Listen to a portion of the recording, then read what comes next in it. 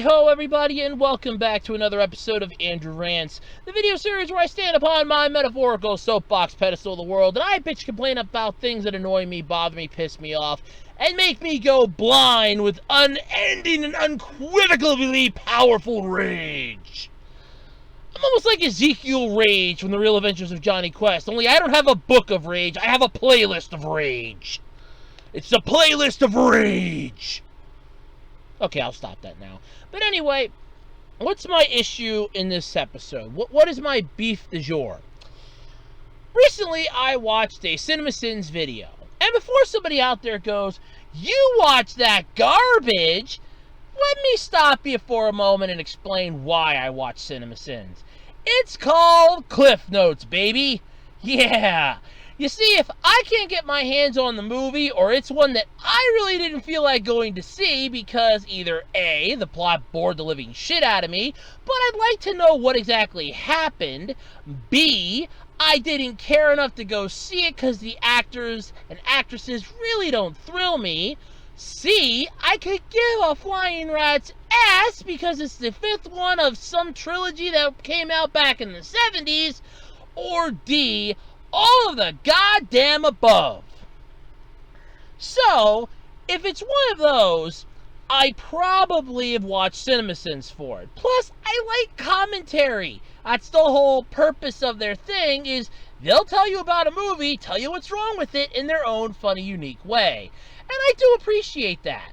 So, of course, I watch CinemaSins. And recently, I watched one of my favorite Adam Sandler movies. Yes, I am a fan of Adam Sandler. I honestly am.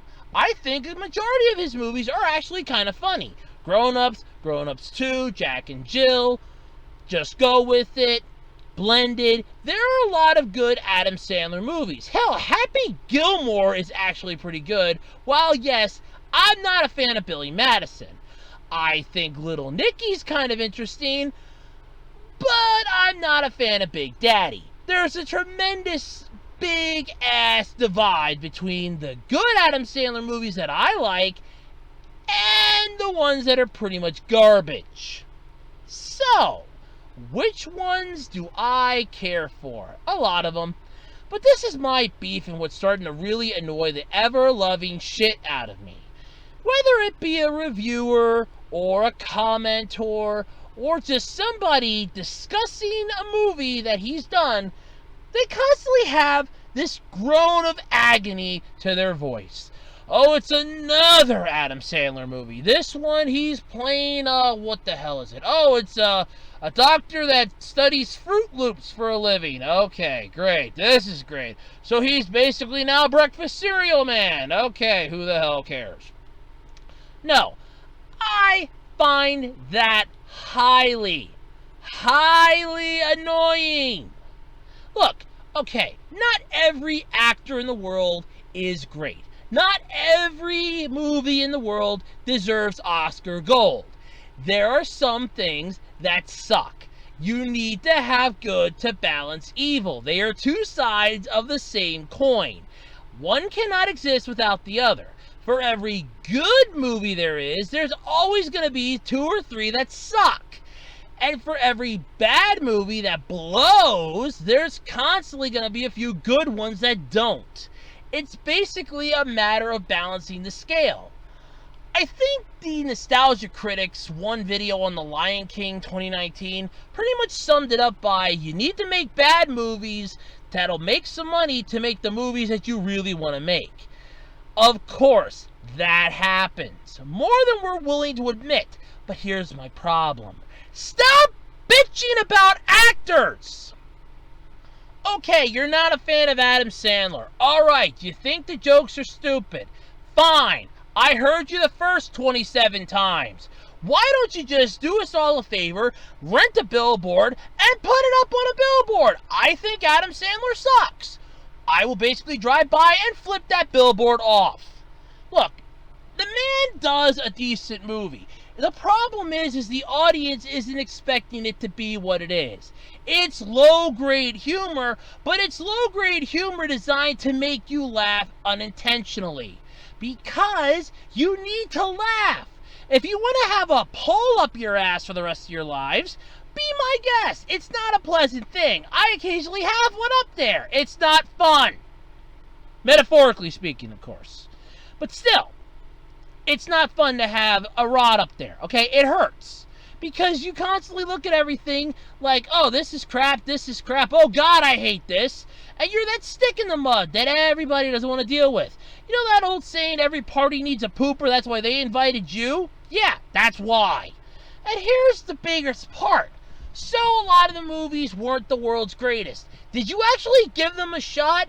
Or did you just throw your hands up in the air and say, fuck this crap, after maybe 5 minutes? You have to give a movie a chance. Sometimes, yes, there's going to be high and low points in a movie. They always will be. Hell, every movie I've ever seen has high points and low points.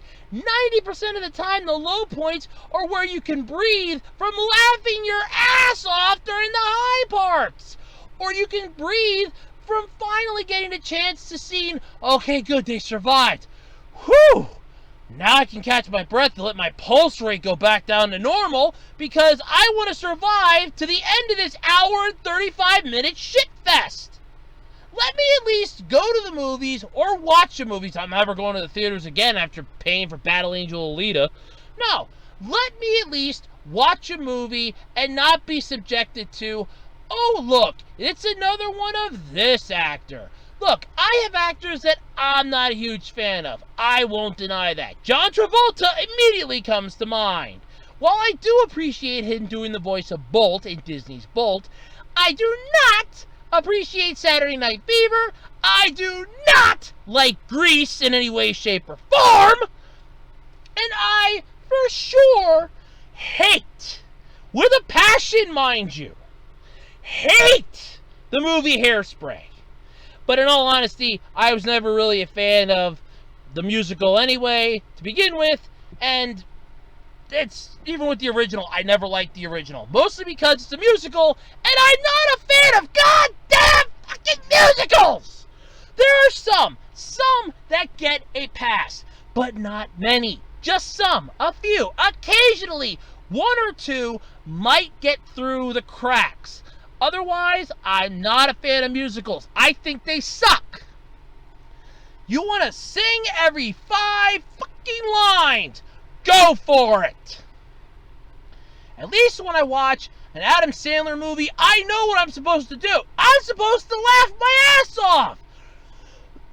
Of course, then we had a movie, what was it called? Spanglish? Or Spandish? Or Spandex? Or whatever the hell movie was that he was in with, oh, what the hell was her name? Oh God, I'm going to think of it. Pixie! Pixie, I know you're around here. Put her name up in the video. I know it's around here somewhere. Put her name up in the video. I can't think of it off the top of my head. But either way, you had that movie. There was no comedy. That was a drama. That is what you call misleading. That is putting an actor in a horrible position. Arnold Schwarzenegger can do comedy movies because you're putting him in an awkward situation for what he fucking was. Think of it this way. Back in the 80s, he did a movie called Twins with him and Danny DeVito. You literally have Arnold Schwarzenegger, the guy that did Terminator, the guy in Predator. You have him basically being this peaceful, loving, giantly strong person tag teamed with Danny DeVito. That is what you call comedy gold. Because it doesn't fit his personality, so you're laughing at the situation he's being put into versus what it actually is, which makes it funny. It's basically like having a dog use a cat box. Think about that for a moment and really let it sink in. Then, of course, you have other actors that have gone on to do other movies that suck in it. Christopher Walken is a rare example of an actor that can do multiple genres and not screw them up. On the other hand, there are some that should just stick to one genre and not branch into others. Either because A, you're not funny, B, you suck, or C, and I really want to stress C here, you have no acting talent outside the one genre you were typecasted for in the first place. God! But of course, you will always have people bitching and complaining about Adam Sandler movies. Bitching and complaining because this movie was made or this was made. Here's a news flash for you people. Grow the hell up! It's a movie. You don't want to watch it, don't watch it. Don't bitch and complain that it exists. Okay, yes, I know. I'm calling the kettle black here, right? Because I basically bitch and complain about movies getting made. Yeah, that's true. However, I bitch and complain about it for a different reason. I bitch and complain about it because it should have been made in the first place. I'm not bitching and complaining that it exists at all. I'm complaining that it shouldn't even have been thought up as an idea. These people will wait until the movie's actually out in theaters and go, it's another Adam Sandler movie. This time he's playing a doctor, and for some strange reason, I can't understand what the premise is that he has. Seriously? I can understand it. It's very simple. It's called Watch the Goddamn Movie! You might like it, jackass! I'm sorry. It pisses me off. You're basically chastising an actor because you don't like his work. Fine. Hey, here's a news flash for you. I'm not a humongous fan of several other actors or actresses. Does that mean I'm never going to watch anything that they're ever in again? Exactly. But if they're in something with somebody else, I'll just suck it up and deal with it.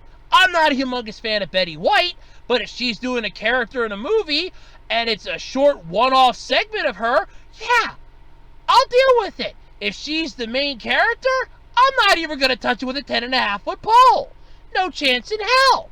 She did a voice in the dub of Ponyo. Fine. She's one of the old people at the home in the movie. That's fine. The movie deals with Ponyo and Sosuke. I could give a rat's ass about the background filling characters. Don't even bat an eye with me. Nope. I am completely content with that. Not a problem. Yeah. Yeah, not a problem. I don't care about the background characters. I care about the plot, damn it. Are they integral to the plot? No? Then I don't care. Problem solved. Ugh.